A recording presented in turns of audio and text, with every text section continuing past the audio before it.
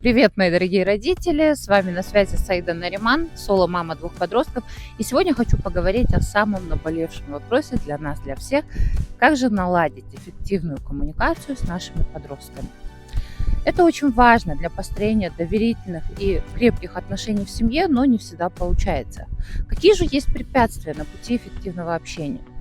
Первое– это непонимание. Иногда мы просто не понимаем, что происходит в мире наших детей, и это создает барьеры. Второе– недостаток времени.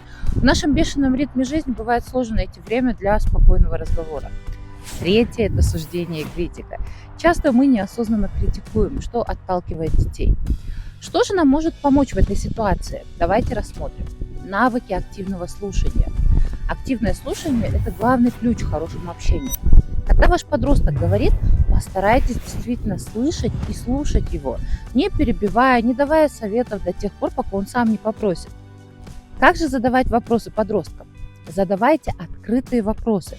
Вместо «ты сделал уроки?» попробуйте спросить, как продвигаются твои уроки. Это поможет вашему ребенку открыть свои мысли и чувства. Не забывайте про уточняющие вопросы.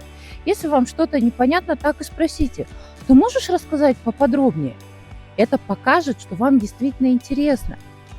Так как же избегать суждений? Важный вопрос. Поддерживайте нейтральный тон. Вместо «ты всегда опаздываешь» скажите «я заметила, что сегодня у тебя были проблемы со временем. Хочешь поговорить об этом?» Фокусируйтесь на чувствах и фактах. Обсуждение конкретной ситуации, избегая общих обобщений. Сочувствие и признание чувств. Когда ваш ребенок делится с вами своими переживаниями, важно показать, что вы понимаете, признаете его чувства. Скажите что-то вроде «я понимаю, что это может быть очень тяжело для тебя». Так как же разрешать конфликты? Слушайте обе стороны, дайте вашему возможность высказаться, выразить свои мысли и чувства.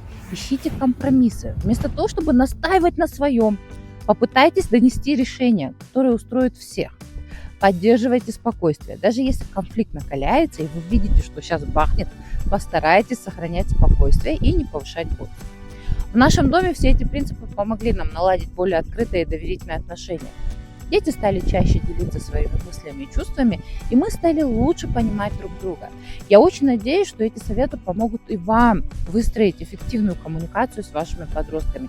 Всех обнимаю, всех люблю!